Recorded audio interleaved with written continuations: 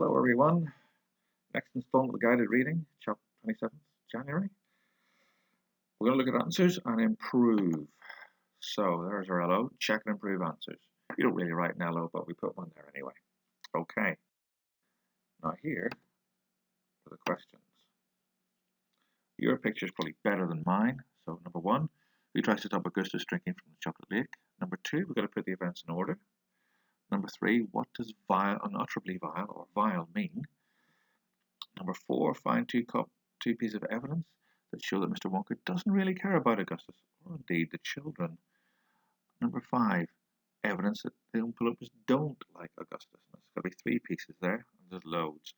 Number 6, why do you think Roald Dahl puts a song at the end of the chapter? And number 7, do you think Augustus got what he deserved? And say why. Don't forget that bit. As always, use your blue pencil to edit and improve your answers, and your pink pencil to tick the things you got right. Let's go. There's the chart for question 2. Came out better on your sheet than on mine. So number 1, the people that tried to stop Augustus were Mr. Wonka, Mrs. Gloop, and Mr. Gloop. To be honest, they didn't really make that much of an effort, but they did try. Question 2, well, there's the completed chart. Mr. and Mrs. Gloop and Mr. Wonka tried to stop Augustus. That's the first thing.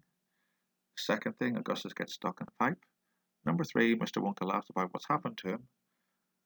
Number 4, an Oompa Loompa takes the Gloops off to get Augustus sorted out. And number 5, which was done already, the Oompa Loompas sing a song about him. Poor Augustus.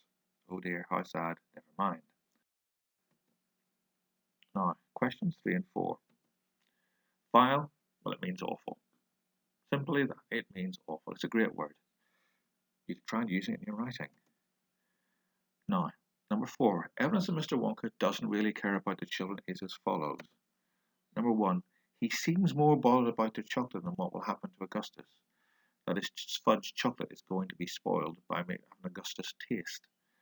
And number 2, he laughs at Augustus getting trapped in the pipe. So there we go. Amend as necessary. Question 5.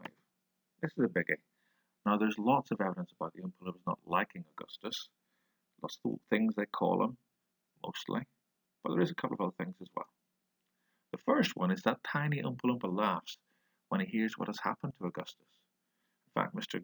Wonka tells him to calm down and pull himself together.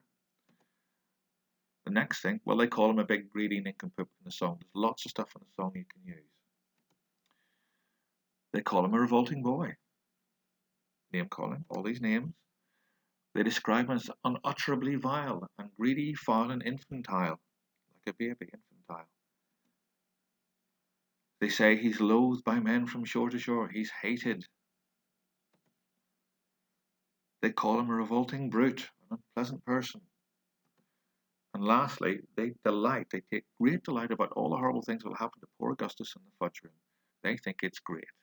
Of course, they're not going to let it happen, but they like singing about it anyway.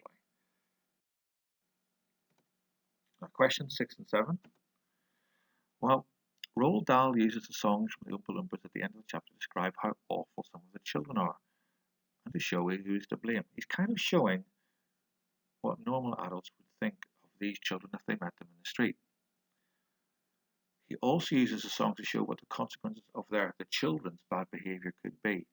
In some cases, it's quite nasty, but we know it doesn't turn out like that. Or we hope it doesn't. And number 7, do I think Augustus got what he deserved? Yep, I probably agree that he did. He should not have drunk from a chocolate lake. He disobeyed Mr. Wonka, and they were told to be careful. His greed got the better of him. Okay? As before, improve your answers with your blue pencil or whatever pencil you're using. Mark with pink. Let me know what you got right. And I'll see you the next time. Take care.